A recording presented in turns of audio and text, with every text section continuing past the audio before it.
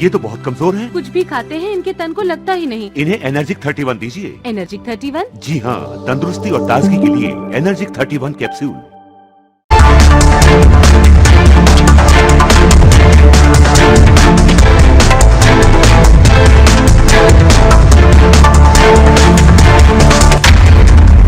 नमस्कार, मैं हूं सैयद सुहेल और आप देख रहे हैं आपका नंबर 1 शो ये भारत की बात है। उम्मीद करते हैं आप सभी पूरी तरह से फिट होंगे और बहुत बहुत सेहतमंद होंगे। आइए आपको बताते हैं।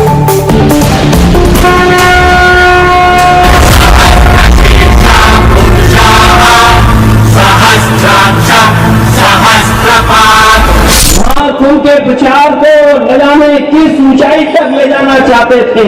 वो घटनाएं वहां हुई है महाकुंभ में, हम और आप लोग कल्पना नहीं कर सकते हैं।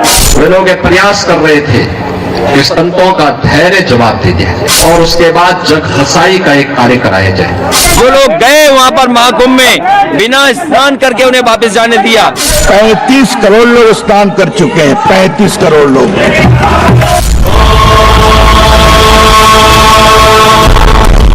तो सोचिए, करोड़ों का हिसाब किताब दे रहे हैं। तो वहां पर जिन लोगों की जान गई उनकी गिनती नहीं दे पा रहे हैं। जब पूरा जांच सामने आएगी तो वो हादसा किसने करवाया उनको शर्म से झुकना पड़ेगा, ये भी मैं कहना चाहता हूँ। जो सत्य को छिपाते हैं वो योगी नहीं हो सकते हैं। इनकी दृष्टि सेफाई से बाहर नहीं जाती है, इस सेफाई के बाहर नहीं सोच सकते।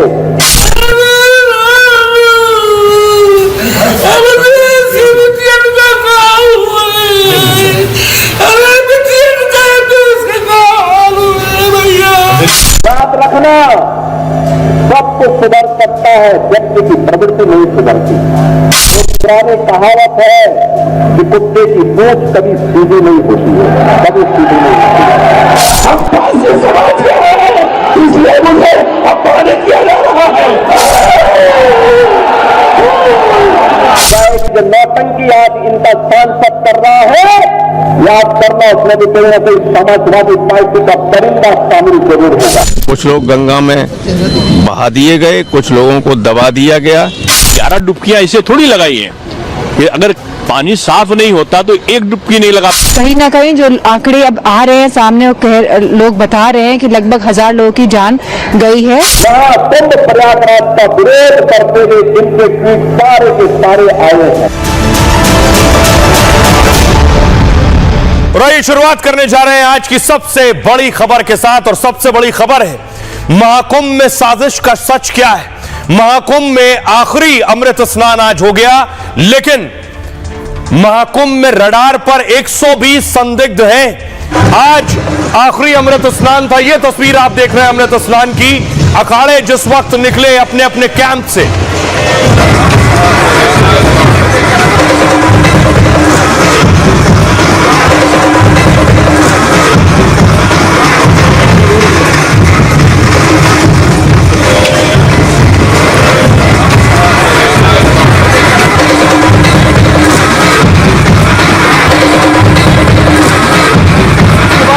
नागा साधुओं को आप देखिए। नागा साधु जो कि आकर्षण का केंद्र होते हैं महाकुंभ प्रयाग में, वो पहुंचे संगम के तट पर।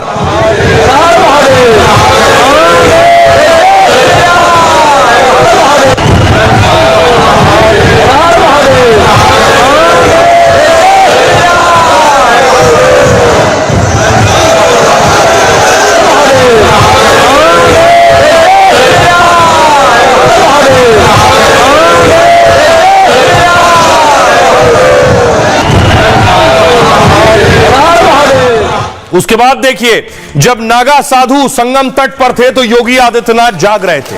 बताया गया रात का 3 बज रहा था। योगी आदित्यनाथ वॉर रूम में थे और ये सारी तस्वीरें देख रहे थे। उनके साथ डीजीपी प्रशांत कुमार भी बैठे हुए थे सामने। और योगी लखनऊ से ही प्रयागराज की एक एक तस्वीर देख रहे थे। ट्रैफिक कैसा है, बैरिकेटिंग कहां है, पुलिस कहां मौजूद है, भीड़ कहां है, जाम कहां है, लोग कैसे आ रहे हैं, कैसे जा रहे हैं, रूट कैसे डिसाइड किया गया। इस बार योगी आदित्यनाथ ने खुद नजर बनाई हुई थी, क्योंकि जो गलती हो चुकी थी वो दोबारा ना हो, इसकी पूरी कोशिश की योगी ने। अगली तस्वीर देखिए जरा। इधर दिल्ली में क्या हो रहा था? दिल्ली में संसद में हंगामा हो रहा था। योगी लखनऊ में, प्रयागराज में महाकुंभ और दिल्ली में योगी के खिलाफ संसद में नारे लग रहे थे। माननीय सदस्य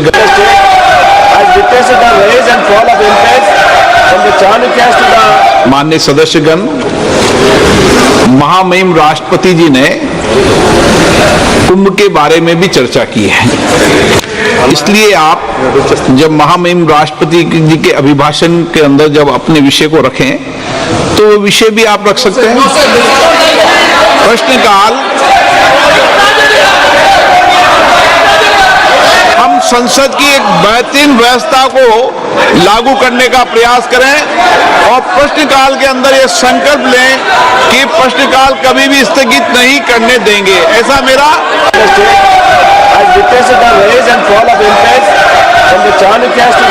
माननीय सदस्यगण। और दिल्ली में सोचिए हंगामा हो रहा था महाकुंभ को लेकर, दूसरी तरफ महाकुंभ में साधु संत डुबकी लगा रहे थे। नागा साधु संगम तट पर पहुंचे।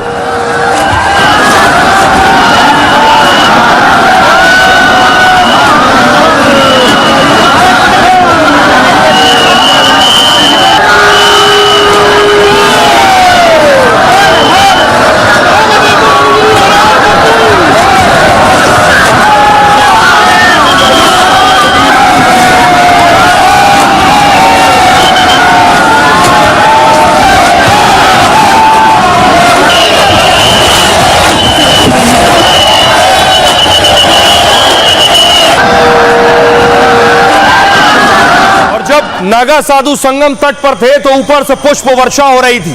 योगी ने वो हेलीकॉप्टर्स लगाए थे जो फूलों की बारिश करते हैं, गुलाब की पंखुड़ी ऊपर से उड़ाई जा रही थी साधुओं पर।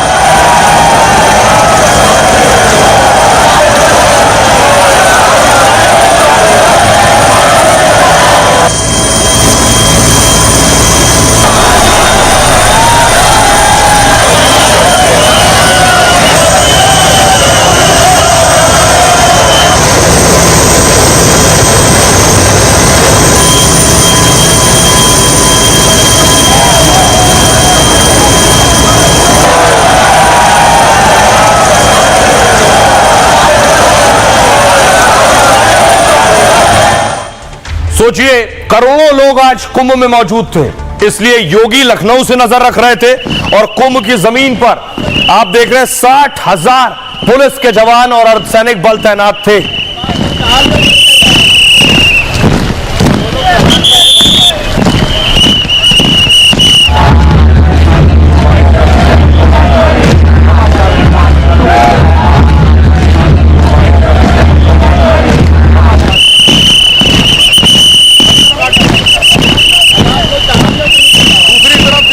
खुद एसटीएफ चीफ अमिताभ यश पहुंच चुके थे। अमिताभ यश प्रयागराज में थे और एसटीएफ स्पेशल टास्क फोर्स योगी की है, यही पिछले अमृत स्नान में हुई भगदड़ की जांच भी कर रही है।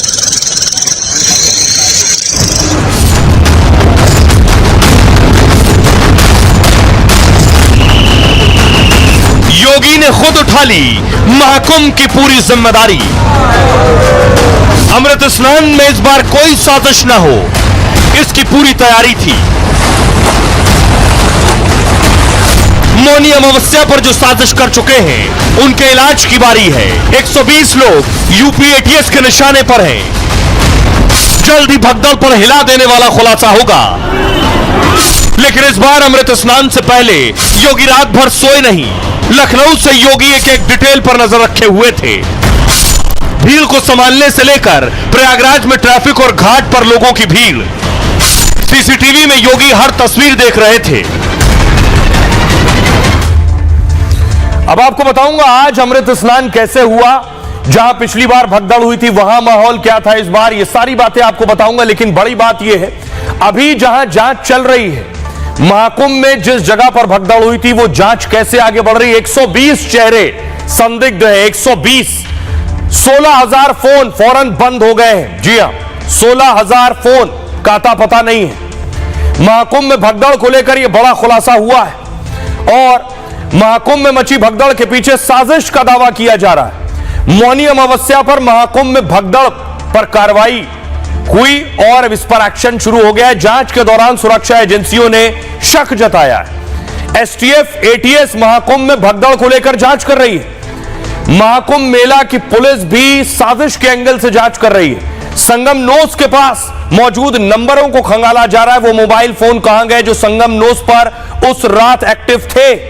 करीब 16,000 से ज्यादा नंबरों की जांच की जा रही है। आपको जानकर ताज्जुब होगा, घटना के बाद से ऐसे बहुत से नंबर स्विच ऑफ आ रहे हैं, बंद है। 16,000 मोबाइल नंबर आखिर घटना के बाद बंद कैसे हो गए? इसी बात से जांच एजेंसियों को और उलझा दिया है। सीसीटीवी कैमरे के जरिए संदिग्धों की पहचान हो रही है। इस तरह से देख रहे हैं, भीड़ में जितने लोग पहुंचे उनके चेहरे सीसीटीवी में हैं। उनके चेहरों को स्कैन किया जाएगा। इसके लिए चेहरा पहचानने वाली तकनीक का इस्तेमाल हो रहा है। इस तरह से जो जो नजर आ रहा है उसके चेहरे को स्कैन किया जाएगा। भगदड़ के दिन दिखने वाले हर संदिग्ध पर नजर है। 120 संदिग्ध चेहरों की बाकायदा आर्टिफिशियल इंटेलिजेंस तकनीक से जांच हो रही है। घटनास्थल पर लगे कैमरों की फुटेज की फॉरेंसिक जांच जारी है। हालांकि अभी तक किसी को हिरासत में नहीं लिया गया है। घटना के वक्त मौजूद लोगों ने पुलिस को जानकारी दी है। भगवा झंडा लेकर कुछ लोग अचानक भीड़ में घुस आए थे और इसी के बाद भगदड़ की शुरुआत होने का दावा है। दावों की पुष्टि के लिए सीसीटीवी की जांच की जा रही है और महाकुंभ पर पहले से ही हमले का अलर्ट जारी था। आपको याद होगा, आतंकी पन्नू ने जो सिलेंडर धमाके हुए उसकी जिम्मेदारी ली और महाकुंभ से पहले भी धमकी आई, न सिर्फ पन्नू के जरिए बल्कि सोशल मीडिया पर भी कई हमलों की धमकी दी गई थी। एसटीएफ और एटीएस महाकुंभ में भगदड़ को लेकर जांच कर रही है। सुनिए जरा, आज एक और अमृत स्नान था। 29 जनवरी को हो गया और एक आज अमृत स्नान, ये आखिरी अमृत स्नान माना जा रहा है। आज लोग पहुंचे फिर स्नान करने के लिए। उनसे पूछा गया व्यवस्था कैसी है और क्या जो इससे पहले अमृत स्नान में भगदड़ हुई वो कोई साजिश का हिस्सा हो सकती है। आज की व्यवस्था देखकर लोगों को क्या लगता है, सुनिए। समाजवादी पार्टी अखिलेश यादव की तरफ से ये हो सकता है। अखिलेश यादव कर रहे हैं, सारा किया धरा अखिलेश यादव का ही है, वही है, ये सब मेन जड़ उसी का है। वही बाबा की जो मेहनत है उसको खराब करने के पीछे अखिलेश यादव ही है। यहाँ आए हैं, देखे सब कुछ बहुत अच्छा जा रहा है, उनके मन में विचार चलने लगा सब कुछ अच्छा क्यों जा रहा है। हर चीज साजिश रचे। उनके जो पार्टी के लड़के थे बस से उतरे, अखिलेश यादव जिंदाबाद जिंदाबाद, और भीड़ में भगदड़ मचाए। वो भगदड़ उन्होंने मचाया जो बस से उतरे, ठीक है। हाँ जी, कौन से बस से? जो भी बस से वो आए हैं, ठीक है। जो जिहादियों का कुछ होगा प्लान, कुछ तो यहाँ पे कुछ बड़ा करने का। बहुत बढ़िया करी है। मैं तो इसका बार बार सलूट करना चाहता हूँ। राजस्थान में यही चाहता हूँ कि योगी जी आए। जय श्री राम, जय श्री राम। मैं तो कहता हूँ साजिश ही है और कुछ लोगों ने की है साजिश कि इसको हम अपने सनातन को खत्म करें या इस तरीके से। हम वो नहीं चाहते थे कि इतना बड़ा प्रोग्राम हो। योगी जी हैं, उनको पाताल से भी ढूंढ के ले आएंगे। बिल्कुल जी बिल्कुल, इसमें साजिश हम कह सकते हैं। अब तक देखा जाए इतनी अच्छे मैनेजमेंट यहाँ किए हैं यूपी में, देख के बहुत ही अच्छा लग रहा है। लेकिन यहाँ पे कुछ बाहर के जो होते हैं इस तरह का माहौल देख के पसंद नहीं करते, इस कारण से। वो आपको लग रहा है साजिश है? नहीं नहीं नहीं नहीं लग रहा, नहीं लग रहा। ये भीड़ की वजह से हुआ, भीड़ की वजह से। मतलब साजिश हो सकती है, ऐसा मतलब होना अचानक इम्पॉसिबल है। इम्पॉसिबल है? हाँ। तो आप किस तरफ इशारा करें? कोई ना कोई विपक्ष का ही बड़ा ऐसा हाथ है जो ये लोग तरह तरह के वीडियो भेज रहे थे कि मत जाओ, ट्रेन में चढ़ने नहीं मिलेगा, धक्का मुक्की हो रही, चाहे एसी में हो चाहे कुछ हो। मैं इतने आराम से आई हूँ जितने आराम से मैं कभी कहीं नहीं गई। युग से हमारी भारत माँ की गोद में अमृत बहता है। हम उस देश में रहते हैं जिस देश में अमृत बहता है। हाँ मैम, हो भी सकती है। इतनी पब्लिक को संभालना कोई आसान काम नहीं है। इतने सारे करोड़ों की संख्या में लोग आए हुए हैं, हो भी सकता है। लेकिन अरेंजमेंट बहुत अच्छे हैं। हम लोग कल भी हमने स्नान किया, आज भी स्नान किया, हमें तो कोई दिक्कत नहीं लगी। विपक्ष का तो काम ये सवाल उठाने का ही है ना। विपक्ष सवाल उठाएगा ही उठाएगा। इतनी सारी व्यवस्था, इतने सारे लोग हैं, हमें तो हम संतुष्ट। ये तो एक राजनीति की तरीके से चल रहा है, वो बात ठीक है, सब कोई जानता है। राजनीति हो रही है मतलब। तो आप उन लोगों को सुन रहे थे जो महाकुंभ में पहुंचे और ये उनकी निजी राय है, वो क्या सोचते हैं। उन तक भी बहुत कुछ सोशल मीडिया के जरिए पहुंचता है, उससे भी बहुत से लोग राय बनाते हैं। एक तस्वीर और आपको दिखा रहा हूं। योगी आदित्यनाथ आज अमृत स्नान से पहले रात भर जागे। रात को 3 बजे बताया गया योगी उठे और उसके बाद योगी मॉनिटरिंग कर रहे थे क्या कुछ चल रहा है प्रयागराज में। यह रात 3 बजे की तस्वीर है। इसके बाद योगी सुबह हुई तो देखिए कहां पहुंचे। भूटान नरेश आए हैं भारत महाकुंभ में, प्रयागराज में डुबकी लगाने के लिए। योगी उन्हें रिसीव करने पहुंचे।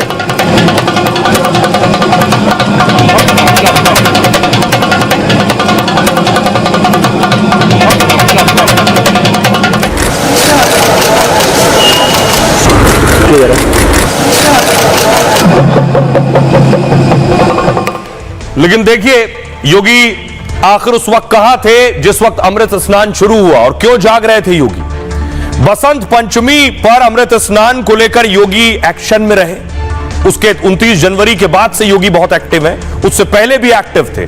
हर दूसरे तीसरे दिन प्रयागराज जा रहे थे। लखनऊ वॉर रूम से योगी ने महाकुंभ की मॉनिटरिंग की कि क्या चल रहा है। सीएम योगी खुद तैयारियों की निगरानी कर रहे थे। अमृत स्नान से पहले योगी रात भर सोए नहीं। सुबह 3 बजे सीएम योगी ने अफसरों को फोन लगा दिया। क्राउड मैनेजमेंट से लेकर तैयारियों की जानकारी ली। अमृत स्नान को लेकर योगी की श्रद्धालुओं से अपील, लोगों से प्रशासन के निर्देश का पालन करने को कहा। डीआईजी खुद घोड़े पर सवार होकर जायजा ले रहे थे। अखाड़ों के स्नान से पहले योगी ने फोन लगाया। मेले में 2750 सीसीटीवी लगाए गए। लखनऊ से योगी ने सीसीटीवी तस्वीरें देखी, जो इस वक्त आप देख रहे हैं। योगी किस तरह से देख रहे हैं तस्वीरों को। अधिकारियों को सीएम योगी ने यहीं से सख्त हिदायत दी और निर्देश दिए, किसी तरह की भी लापरवाही बर्दाश्त नहीं की जाएगी। डीजीपी, प्रमुख गृह सचिव के साथ वरिष्ठ अधिकारी भी शामिल थे। साधु संतों और श्रद्धालुओं को असुविधा ना हो, इसके भी निर्देश दिए गए। सुरक्षा व्यवस्था को चाक चौबंद रखने के लिए सतर्क रहने को कहा है। यातायात सुचारू रूप से चले, यह भी सुनिश्चित किया जाए। घाटों पर भीड़ को ठीक से कंट्रोल किया जाए। ये सारे दिशा निर्देश लगातार योगी लखनऊ से दे रहे थे। आइए आपको सुनवाता हूं, सुनिए जरा। डीआईजी खुद ग्राउंड जीरो पर थे, कभी घोड़े पर थे, क्या कह रहे हैं सुनिए। क्राउड मैनेजमेंट काफी अच्छा रहा हम लोगों का। आप देख सकते हैं कहीं पे कोई प्रेशर पॉइंट भीड़ का नहीं बना है। सुचारू रूप से स्नान सारे घाटों पे हो रहा है। तो ये टाइम मैनेजमेंट कैसे फिक्स किया है? जैसे जा रहे हैं तुरंत लौट रहे हैं, पहले ये नहीं हो रहा था। देखिए हम लोगों ने अखाड़ों से पहले ही टाई अप किया हुआ है और उन्हें जो उनके स्लॉट्स हैं जिसमें स्नान करना है वो अवगत कराया हुआ है। सभी अखाड़ों का भरपूर सहयोग हमें मिल रहा है, अप्रत्याशित सहयोग मिल रहा है। अपने समय से पूर्व ही पहले अखाड़े ने स्नान करना आरंभ किया था, जो कि श्रृंखला अभी तक जारी है और उसी में हम लोग स्नान करा रहे हैं। मुख्यमंत्री जी से बात हुई अभी? अब सारा स्नान बहुत अच्छे सुचारू रूप से चल रहा है। हम लोग 3:30 बजे से मौजूद है मुख्यमंत्री जी। हम लोग को निर्देश जो है वो समय समय पे बड़ी क्लोज मॉनिटरिंग हो रही है, निर्देश हम लोगों को प्राप्त हो रहे हैं। अब देखिए योगी आदित्यनाथ वॉर रूम में थे, लेकिन संसद में दिल्ली में ओम बिरला स्पीकर साहब कह रहे थे आपको लोगों ने चुनकर भेजा है, टेबल बजाने के लिए नहीं भेजा। जनता ने प्रश्न प्रद्युत बोरोदलाई, आप प्रश्न पूछना चाहते हैं? आपको जनता ने प्रश्न पूछने के लिए भेजा ना सदन में, कि मेज तोड़ने के लिए भेजा है? अगर इसीलिए भेजा हो तो जोर जोर से मारिए। Question number 10 Shri Alok Pradyut बोरोदलाई। आइए अब आपको बताऊं संसद में क्या हुआ। संसद में एक अलग वॉर चल रहा था। योगी आदित्यनाथ टारगेट पर थे, योगी निशाने पर थे। संसद के दोनों सदनों में महाकुंभ पर घमासान मचा था। विपक्ष ने दोनों सदनों में जमकर हंगामा काटा। कांग्रेस, सपा समेत कई विपक्षी दलों ने आरोप लगाए। सरकार पर मौत का आंकड़ा छिपाने का आरोप लगाया। योगी सरकार के खिलाफ नारेबाजी की गई। मौतों की सही जानकारी देने की मांग की गई। राज्यसभा से विपक्ष ने वॉकआउट कर दिया। लोकसभा से विपक्षी सांसदों ने वॉकआउट कर दिया। अब देखिए क्या बोले खड़गे। मल्लिकार्जुन खड़गे ने कहा 29 जनवरी को महाकुंभ में हुई भगदड़ में मारे गए हजारों लोगों को मेरी श्रद्धांजलि। जगदीप धनखड़ साहब थे राज्यसभा के सभापति, ने कहा आप बयान वापस लीजिए। खड़गे को कहा, खड़गे ने कहा यह मेरा अनुमान है, अगर आंकड़े सही नहीं है तो सरकार को बताना चाहिए कि सच्चाई क्या है। मैंने किसी को दोषी ठहराने के लिए हजारों नहीं कहा, लेकिन कितने लोग मारे गए हैं कम से कम ये जानकारी तो दीजिए। अगर मैं गलत हूं तो मैं माफी मांगूंगा। रविशंकर प्रसाद साहब खड़े हुए, उन्होंने कहा महाकुंभ में हुई घटना की जांच चल रही है, जांच से साजिश की बू आ रही है। जब पूरी जांच हो जाएगी तो घटना के पीछे जो लोग थे उन्हें शर्म से सर झुकाना पड़ेगा।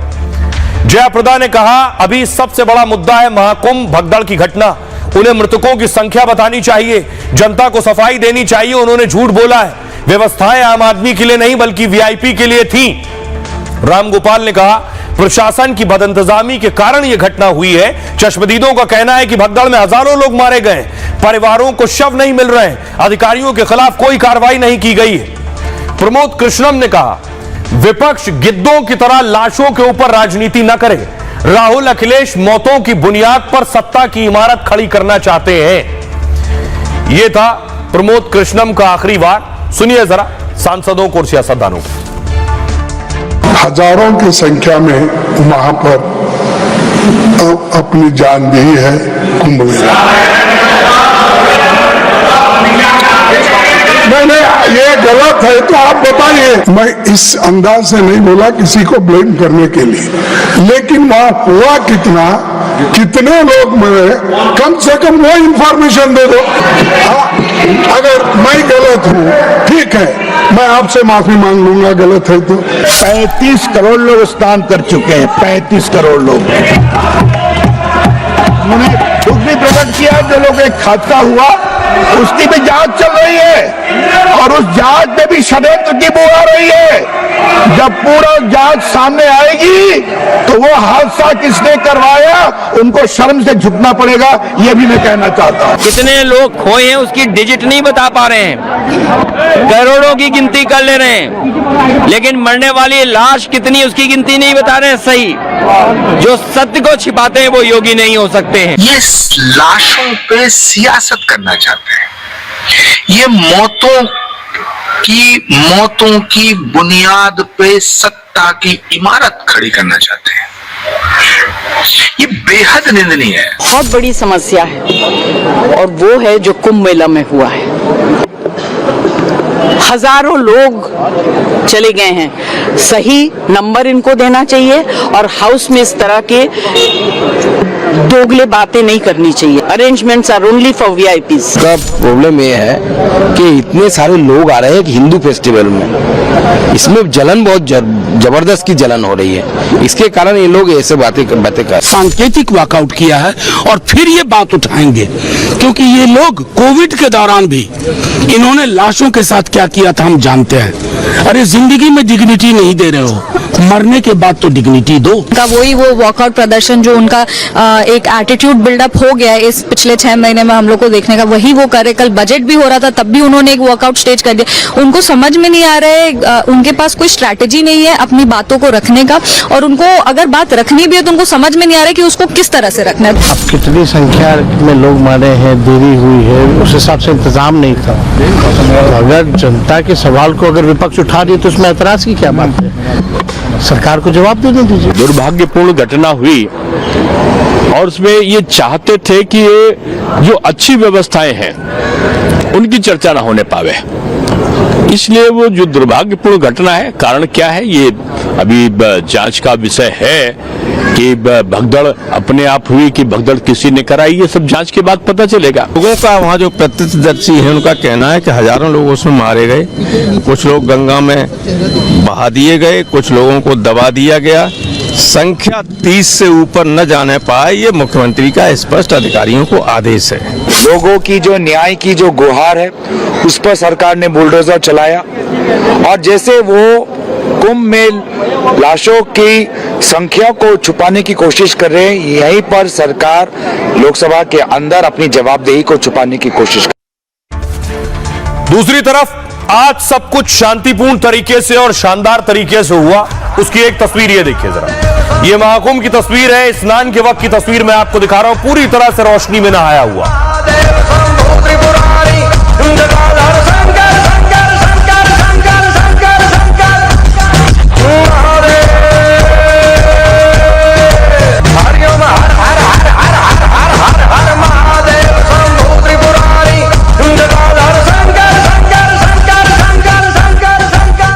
और दूसरी तरफ साधु संतों के साथ साथ विदेशियों का तांता अभी भी लगा है, पूरी तरह से मंत्रमुग्ध आप देख रहे हैं। 70 से ज्यादा देशों से विदेशी पहुंचे।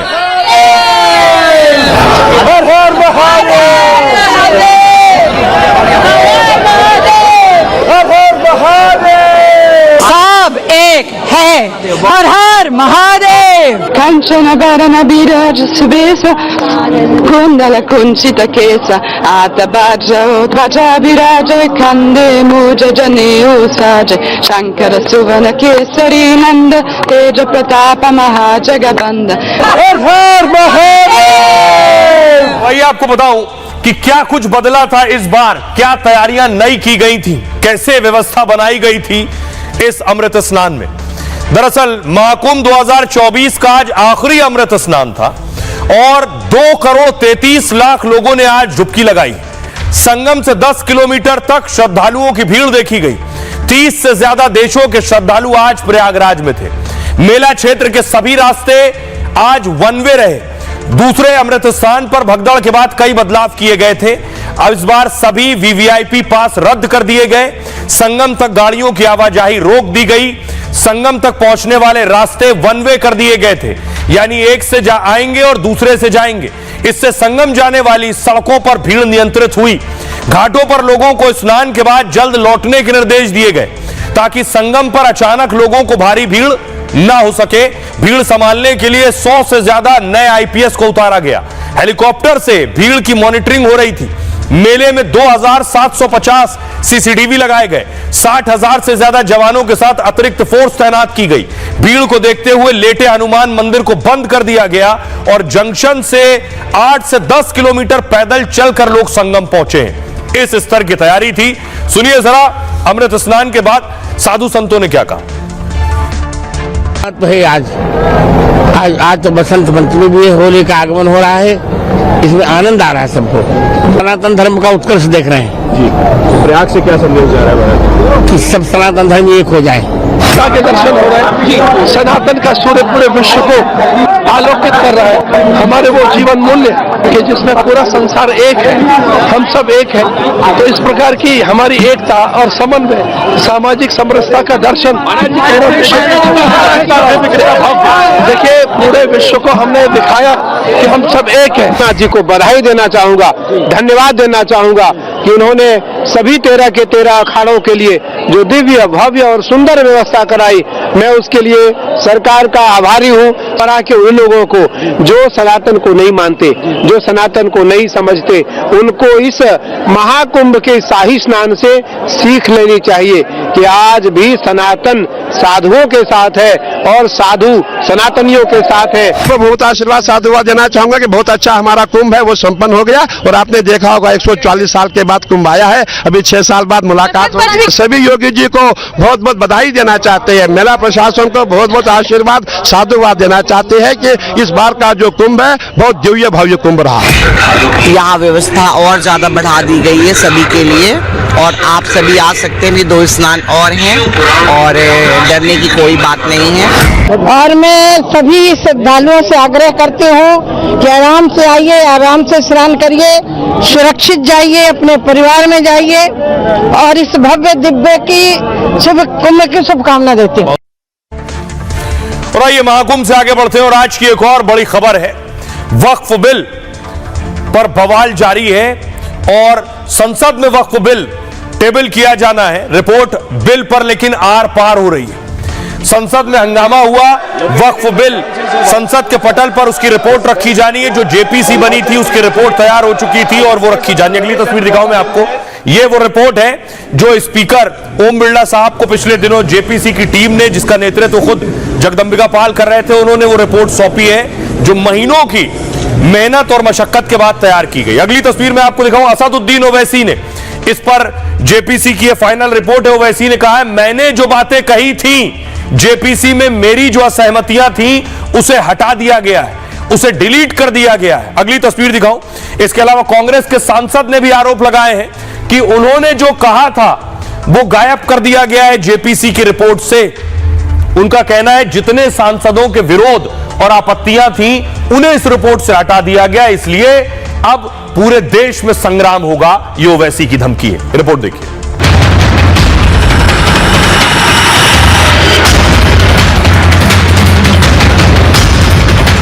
याद रखो वक्फ का कानून बनेगा तो भारत में प्रोटेस्ट होगा इंशाअल्लाह। सरकार का एक प्रपोज अमेंडमेंट है लाने का कि जिससे एक बेहतरी हो। हर चीज को आप संख्या बल के आधार के ऊपर बुलडोज नहीं कर सकते। ये लोकतांत्रिक देश है, इसके अंदर सत्ता हो या विपक्ष हो, सबके हितों का ख्याल रखा जाता है। वक्फ बिल जल्द ही संसद में आने वाला है। जेपीसी की रिपोर्ट को लोकसभा में पेश किया जाएगा। विरोधी रिपोर्ट को लेकर सवाल उठा रहे हैं, कह रहे हैं कि रिपोर्ट में विरोध वाली बातों को हटा दिया गया है। ओवैसी ने बिल को लेकर सड़कों पर उतरने की धमकी दी। मोदी को हम कहना चाह रहे कि आप वक्फ का बिल बनाने जा रहे, याद रखो वक्फ का कानून बनेगा तो भारत में प्रोटेस्ट होगा इंशाअल्लाह ताला। जेपीसी के चेयरमैन ने विरोधियों के आरोपों को पूरी तरह से खारिज कर दिया है। क्लॉज बाय क्लॉज एक एक अमेंडमेंट्स पे हमने वोटिंग कराई, उन अमेंडमेंट्स को स्वीकार किया जो बहुमत से थे। यहाँ 428 पेज की रिपोर्ट होगी, वहाँ इन सदस्यों का 281 पेज का एक डिसेंट नोट भी होगा। जाहिर है वक्फ बिल पर सदन से सड़क तक हंगामा होना तय है। अब देखिए जेपीसी की रिपोर्ट बनकर आ गई है, लेकिन इस पर बवाल क्या है, हंगामा कौन कर रहा है और किस बात को लेकर हो रहा है। ओवैसी ने जेपीसी चेयरमैन जगदंबिका पाल पर आरोप लगाए। चेयरमैन जो चाहते थे वैसी रिपोर्ट तैयार हो गई है। जेपीसी की रिपोर्ट को लेकर मैंने असहमति जताई थी, मेरी बिना इजाजत के रिपोर्ट से उस हिस्से को हटा दिया गया। मैं शुरू से ही इस बिल के पक्ष में नहीं हूं। बीजेपी मुसलमानों के खिलाफ बिल लेकर आई है, इसका मकसद मस्जिदों पर कब्जा करना है। हिंदू सिख ईसाई अपने बोर्ड में अपने धर्म के सदस्य रख सकते हैं, मुस्लिम वक्फ बोर्ड में गैर मुस्लिम सदस्य कैसे हो सकते हैं। जेपीसी के सदस्य और कांग्रेस सांसद सैयद हुसैन ने भी सवाल उठाए हैं, जिन्हें राहुल के बगल में आप देख रहे हैं। कहा रिपोर्ट को लेकर मैंने असहमति जताई थी, फाइनल रिपोर्ट में उसको हटा दिया गया। विपक्ष के सभी 44 संशोधनों को खारिज कर दिया गया, सत्ता पक्ष के सभी संशोधनों को स्वीकार कर लिया गया। यह जेपीसी थी या औपचारिकता थी। जेपीसी के सदस्य डीएमके सांसद ए राजा ने कहा उनकी पार्टी इसको लेकर सुप्रीम कोर्ट में जाएगी। विपक्ष के लोग देश को गुमराह करने की कोशिश कर रहे हैं। 6 महीने की लंबी चर्चा के बाद रिपोर्ट तैयार हुई है। 31 सदस्यों ने 34 बैठकें की। 6 महीने में करीब 107 घंटे चर्चा हुई है। मुस्लिम विद्वानों विशेषज्ञों के साथ चर्चा की गई। वक्फ बोर्ड के सदस्य और रिटायर्ड जज भी शामिल हुए और जिसके बाद 428 पन्नों की रिपोर्ट तैयार हुई। यह सरकार का जवाब है। जेपीसी में विपक्ष के सदस्यों से हर मुद्दे पर राय मांगी गई। रिपोर्ट से असहमति वाले नोट हटाने की बात भी गलत है। 428 पन्नों में 281 पन्ने असहमति वाले ही हैं। रिपोर्ट में 14 संशोधनों को स्वीकार किया गया है। जो लोग विरोध कर रहे हैं वो भी वोटिंग का हिस्सा थे और वक्फ की संपत्ति से आम मुसलमानों को लाभ नहीं मिल रहा है अब तक। इसलिए मोदी सरकार यह बिल लेकर आ रही है ताकि वक्फ की संपत्ति से गरीब मुसलमान को लाभ मिल सके। जब रिपोर्ट संसद में पेश होगी तो सभी महसूस करेंगे यह बेहतर कानून है। आइए अब आपको सुनवाता हूं, सुनिए रविशंकर प्रसाद क्या कह रहे हैं, असदुद्दीन ओवैसी क्या कह रहे हैं। हमारे प्रधानमंत्री ने हिम्मत दिखाई है वक्फ बोर्ड का। अरे भैया वक्फ एक बहुत पावन चीज है।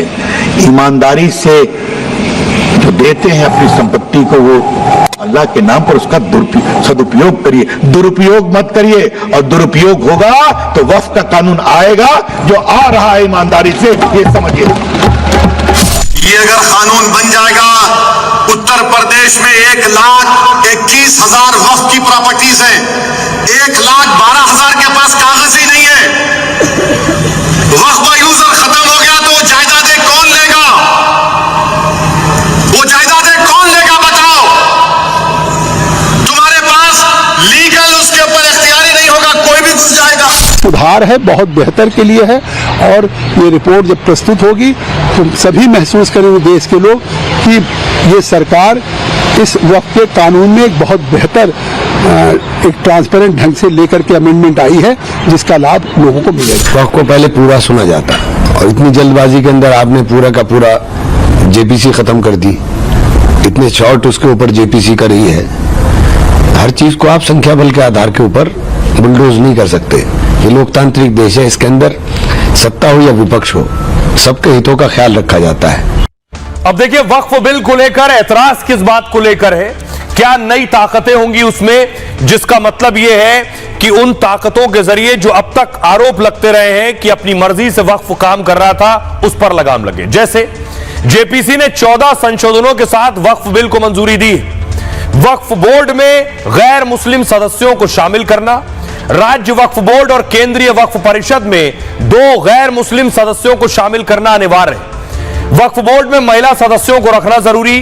वक्फ संपत्तियों पर दावों को लेकर जांच कराई जाएगी, जिससे पारदर्शिता बढ़ेगी, अवैध कब्जों को रोका जाएगा। वक्फ के मामले में जिला मजिस्ट्रेट की भागीदारी बढ़ाई जाएगी। वक्फ बोर्ड के अधिकारों में कमी की जाएगी। अधिकारों को सीमित करने के लिए कुछ प्रावधानों को हटाया जाएगा, जिससे बिना जांच के किसी भी संपत्ति को वक्फ घोषित नहीं कर सकेंगे। वक्फ संपत्तियों का डिजिटलीकरण किया जाएगा, इससे वक्फ की सही संपत्तियों की जानकारी मिलेगी। अवैध रूप से कब्जा की गई वक्फ संपत्तियों को वापस लेंगे, इसके लिए कानूनी प्रक्रिया का सहारा लिया जाएगा। वक्फ से संबंधित विवादों का तेजी से निपटारा किया जाएगा। राज्य सरकार वक्फ बोर्ड के सदस्यों की नियुक्ति कर सकेगी। दावा है कि वक्फ की ज्यादातर संपत्ति सरकारी है, जो नए बिल के बाद वक्फ बोर्ड से छिन सकती है। ओवैसी खुद कह चुके हैं कि वक्फ की 90% जमीन के कागज नहीं है, और ऐसे में वक्फ की असली संपत्ति की जानकारी सामने आ सकेगी। सुनिए जरा क्या कुछ कह रहे हैं दिनेश शर्मा, प्रमोद तिवारी। जो वक्फ के अंतर्गत तमाम प्रकार की बातें, चर्चा खुद मुस्लिम वर्ग से भी उठकर आई है। उन पर विचार विमर्श और उस पर नियम बनना मैं समझता हूँ आवश्यक है। ये जेपीसी थी या फॉर्मेलिटी थी? अंदर आप सुन नहीं रहे हैं। हजारों पेज की रिपोर्ट थी, एविडेंस थी, उसे जिस तरह निपटाया गया, लगता है जेपीसी सिर्फ एक फॉर्मेलिटी थी, औपचारिकता थी। मकसद राजनीतिक है और एक संदेश देना था। ये वक्फ बोर्ड बिल फिर वापस होगा और सरकार पुनः संशोधन करके इस बिल को सदन के अंदर लाएगी। प्रधानमंत्री मोदी जी की सरकार की यह मंशा थी कि ये जो जितने भी वक्फ प्रॉपर्टी हमारे देश में हैं, बिखरे हुए हैं, इसका ठीक ढंग से डेटाबेस हो, पारदर्शिता आए, पब्लिक डोमेन में जितने भी वक्फ प्रॉपर्टीज हैं उसके तथ्य रहें, और सबसे बड़ी बात है कि इसका प्रबंधन सही ढंग से हो। तो ये तो बहुत ही अच्छी मंशा है, हम सबको स्वागत करना चाहिए। और आज की एक और बड़ी खबर है, संसद में आज एक और बवाल हुआ। बवाल ये था पहला कि राहुल गांधी आज बोल रहे थे और बोलते बोलते अपनी ही बात में फंस गए राहुल। आज राहुल गांधी संसद में बोल रहे थे, रविशंकर प्रसाद थे, किरण रिजिजू थे, ये सारे नेता बोल रहे थे। राहुल गांधी ने बोलते बोलते, अगली तस्वीर में आपको दिखाऊं, राहुल गांधी बोलते बोलते अमेरिका चले गए और चीन तक पहुंच गए। सबसे पहले राहुल गांधी ने अमेरिका को लेकर देखिए क्या कहा, अगली तस्वीर में आपको दिखाऊं। राहुल ने कहा, विदेश मंत्री एस जयशंकर साहब पहुंचे थे ट्रंप की शपथ में, तो राहुल ने आरोप लगाया कि जयशंकर वहां गए क्योंकि ट्रंप के ऊपर ये दबाव डालना, ये कहना कि पीएम मोदी को न्योता भेजो शपथ में बुलाने का। अगली तस्वीर दिखाऊं मैं आपको। उसके बाद विदेश मंत्री अमेरिका के विदेश मंत्री से भी मिले, अगली तस्वीर में दिखाऊं, और अमेरिका के एनएसए से भी मिले। ये जो मुलाकातें हुई, राहुल गांधी ने इन तस्वीरों के जरिए दावा किया कि विदेश मंत्री वहां यानी अमेरिका गए थे प्रधानमंत्री मोदी को न्योता दिलवाने के लिए, और इसका जवाब खुद विदेश मंत्री एस जयशंकर ने दिया है और बीजेपी के दूसरे सांसदों ने भी। तो देखिए राहुल गांधी क्या बोले। राहुल आज अपने ही जाल में फंस गए। राहुल राष्ट्रपति के अभिभाषण पर बोल रहे थे और उन्होंने अपने भाषण में प्रधानमंत्री पर तंज कसा। कहा देश के विदेश मंत्री अमेरिका जाते हैं और वहां आग्रह करते हैं कि हमारे पीएम को बुलाया जाए। दरअसल राहुल ट्रंप के शपथ ग्रहण का जिक्र कर रहे थे, जिसमें भारत के विदेश मंत्री एस जयशंकर शामिल हुए। जवाब दिया खुद विदेश मंत्री ने। राहुल के इस बयान पर संसद में किरण रिजिजू ने पहले तो घेरा, कहा विपक्ष के नेता को बिना किसी सबूत के ऐसे आरोप नहीं लगाने चाहिए। यह दो देशों का मुद्दा है, यह विदेश नीति का मामला है। रिजिजू ने कहा वो विपक्ष के नेता हैं, उन्हें जिम्मेदार होना चाहिए। अगर विपक्ष के नेता के पास भले ही किसी स्रोत से ऐसी जानकारी है जो उन्होंने कहा है, उसे सदन में रखना चाहिए, लेकिन संसद के बाहर मोर्चा संभाला खुद विदेश मंत्री ने। विदेश मंत्री एस जयशंकर ने कहा राहुल झूठ बोल रहे हैं। अमेरिका दौरे पर उन्होंने जानबूझकर झूठ बोला है, उनके बयानों से देश को नुकसान हो रहा है। मैं अमेरिका वहां के एनएसए से मिलने गया था, वहां मेरी मुलाकात एनएसए जेक सुलिवन से हुई। अमेरिका में नॉमिनेटेड एनएसए से भी मेरी मुलाकात हुई और मैंने किसी से पीएम के सम्मान में निमंत्रण पर चर्चा नहीं की। यह सामान्य ज्ञान है कि हमारे पीएम ऐसे आयोजनों में नहीं जाते हैं। भारत का प्रतिनिधित्व आमतौर पर विशेष दूतों द्वारा किया जाता है। राहुल गांधी के झूठ का उद्देश्य राजनीतिक हो सकता है। अब ओवैसी ने कहा, राहुल ने संसद में चीन का भी मुद्दा उठाया। राहुल ने इसके बाद चीन पर भी बात की, वहां की मैन्युफैक्चरिंग से भारत की तुलना की। कहा एलएसी पर भारत चीन के बीच तनाव का जिक्र किया। कहा हम रक्षा के बारे में बात करते हैं, आज हमारे सामने चीन है। प्रधानमंत्री ने इस बात से इनकार कर दिया कि उनकी सेना ने हमारी सीमा में घुसपैठ की, आर्मी उनसे सहमत नहीं थी। पता नहीं क्या वजह है कि अचानक हमारे आर्मी चीफ ने उनसे बातचीत कर रहे हैं, जबकि हमारे चीफ ऑफ डिफेंस कह रहे हैं कि चीन ने घुसपैठ कर ली। यह घुसपैठ इसलिए क्योंकि मेक इन इंडिया फेल है। इसके बाद कहा किरण रिजिजू ने कि मुझे राहुल को राहुल जिनपिंग कहने का मन कर रहा है। राहुल ने अपने भाषण में 34 बार चीन का नाम लिया है। पात्रा ने कहा, उन्होंने कहा कि मैन्युफैक्चरिंग के मामले में चीन बहुत आगे है और भारत पिछड़ा हुआ है। हकीकत क्या है? 2004 से 2014 तक जब कांग्रेस और यूपीए सरकार में थे तो चीन व भारत के बीच सर्वाधिक व्यापार घाटा था। आइए अब आपको सुनवाता हूं, सुनिए राहुल गांधी क्या कह रहे हैं और किरण रिजिजू। जब हम अमेरिका की बात करते हैं तो हमें अपने विदेश मंत्री को प्रधानमंत्री को निमंत्रण दिलवाने के लिए वहां नहीं भेजना चाहिए था। हमें 3-4 बार विदेश मंत्री को नहीं भेजना चाहिए था कि कृपया हमारे प्रधानमंत्री को बुला लो। विपक्ष के नेता को बिना किसी सबूत के ऐसे आरोप नहीं लगाने चाहिए। ये दो देशों का मुद्दा है, ये विदेश नीति का मामला है। राहुल गांधी प्रधानमंत्री पर झूठ बोल रहे हैं। संसद में ऐसे बयान कैसे दिए जा सकते हैं? वे विपक्ष के नेता हैं और उन्हें गैर जिम्मेदार बयान नहीं देना चाहिए। आइए खबरों में आगे बढ़ते हैं और अब बात देश की राजधानी दिल्ली की, दिल्ली के दंगल की। दिल्ली में चुनाव प्रचार थम गया है, थम गया प्रचार और आज जमकर हुआ प्रहार। तस्वीर में आपको दिखाऊं, सबसे पहले हजारों गृह मंत्री अमित शाह ने आज रैली की दिल्ली में। अमित शाह ने केजरीवाल पर हमला बोला। इन्होंने घोटालों की भरमार कर दी, हजारों करोड़ का शराब का घोटाला किया। दूसरी तरफ प्रधानमंत्री नरेंद्र मोदी देखिए छात्रों से बात कर रहे थे और यह भी कैंपेन का हिस्सा था। सुनिए क्या कह रहे हैं। 9वीं कक्षा करेगा। मैंने सुना है कि दिल्ली में 9वीं कक्षा के बाद बच्चों को आगे जाने ही नहीं देते।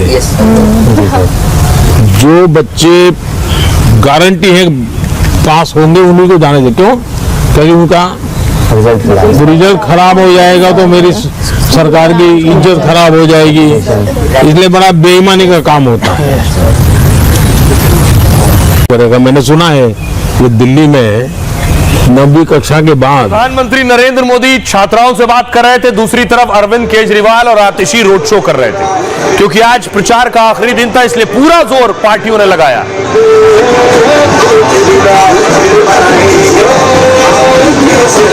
आपके लोकप्रिय नेता अरविंद केजरीवाल और असदुद्दीन ओवैसी भी पूरा जोर लगा रहे हैं। असदुद्दीन ओवैसी को आप देख रहे हैं, ओवैसी ने भी आज बड़ी रैली की।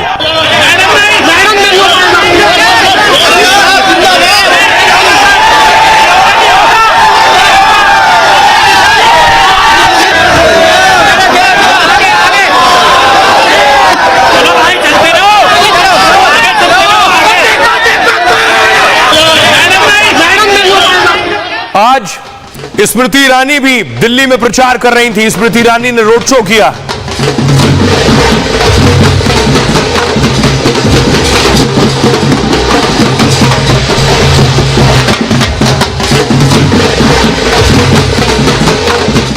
और दूसरी तरफ प्रियंका वाड्रा भी मैदान में है। कांग्रेस ने देर से ही सही लेकिन आखिरी वक्त में ताकत लगाई। प्रियंका वाड्रा प्रचार कर रही थी, जंगपुरा में कैंपेन किया है डोर टू डोर। देखो सीधी सी बात है, तो आप लोग एक काम करते हैं ना उसी को बोलने वाले बहुत लोग हैं और आपको मीडिया पे जो दिखता है वो ये जो दिखता है वो। और अरविंद केजरीवाल की सांसद स्वाति मालीवाल देखिए अरविंद केजरीवाल के कटआउट को यमुना के पानी में डुबो रही थी।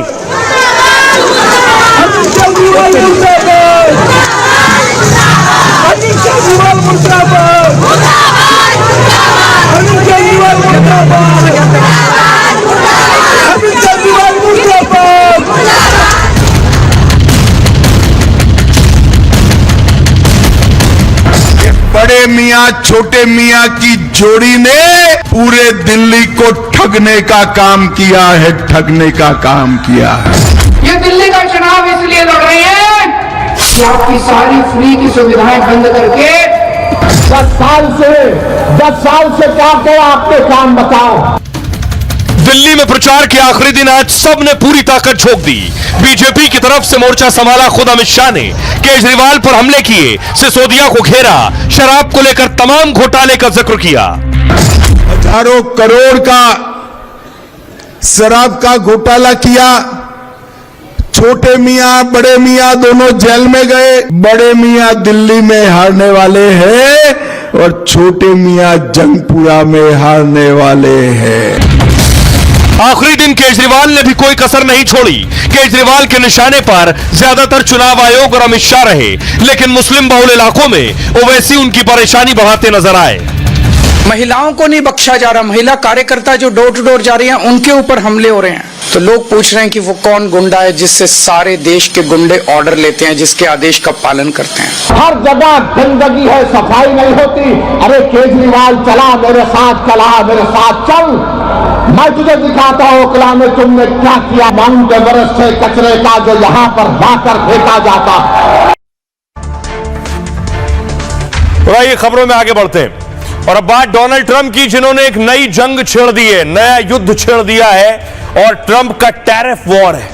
यानी इतना टैक्स लगा देंगे, इतना टैक्स लगा देंगे कि दोस्तों और दुश्मनों सबकी कमर तोड़ने की तैयारी में।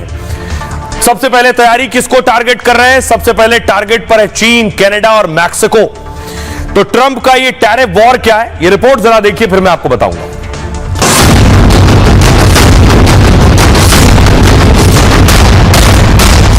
अमेरिका के राष्ट्रपति डोनाल्ड ट्रंप ने दुनिया में नया वॉर छेड़ दिया है और इस वॉर से ट्रंप ने दुश्मन और दोस्त सबको दहशत में डाल दिया है। इस वॉर की शुरुआत उन्होंने चीन, मैक्सिको और कनाडा के साथ की है, लेकिन वो वॉशिंगटन से धमकी पूरी दुनिया पर जारी कर रहे हैं। चीन और कनाडा पर टैरिफ लागू होने के बाद पूरी दुनिया में हलचल तेज हो गई है।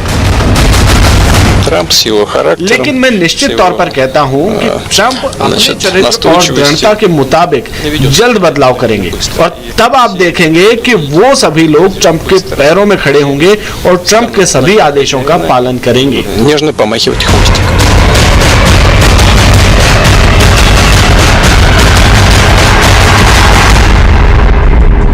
और अब आपको बताऊं, ये जो नई जंग है ट्रंप की, इस जंग से सभी परेशान है, ट्रंप के दोस्त भी और उनके दुश्मन भी, क्योंकि ट्रंप किसी को नहीं छोड़ रहा है इसमें।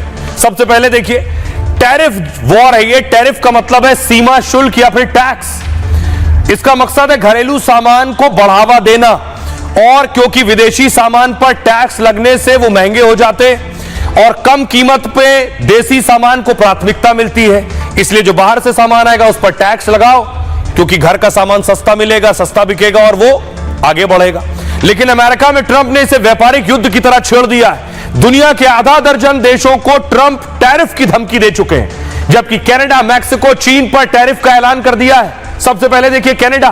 कनाडा से आयात होने वाले सामान पर अमेरिका ने 25% टैरिफ लगा दिया, यानी कनाडा में बने प्रोडक्ट अब अमेरिका में 25% महंगे हो जाएंगे। इससे होगा क्या? आयात घटेगा और कनाडाई डॉलर गिर गया। इस वजह से कनाडाई डॉलर 20 सालों में सबसे निचले स्तर पर पहुंच गया है। कनाडा ने भी पलटवार करते हुए अमेरिकी उत्पादों पर टैरिफ लगा दिया है और अमेरिकी शराब, फल, सब्जियां, कपड़े जैसे उत्पादों पर टैक्स बढ़ा दिया है, जबकि 155 बिलियन डॉलर के सामानों पर टैरिफ लगाने की तैयारी हो रही है। अब देखिए चीन परेशान है।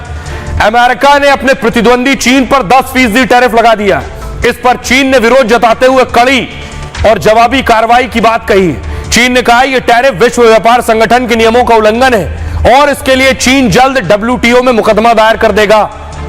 कनाडा की तरह अमेरिका ने मैक्सिको पर भी 25% टैरिफ लगा दिया है और इस टैरिफ की वजह से मैक्सिको की करेंसी पेसो 2% नीचे चली गई है। टैरिफ लगाने से पहले ट्रंप ने घुसपैठ और ड्रग्स तस्करी के आरोप लगाए।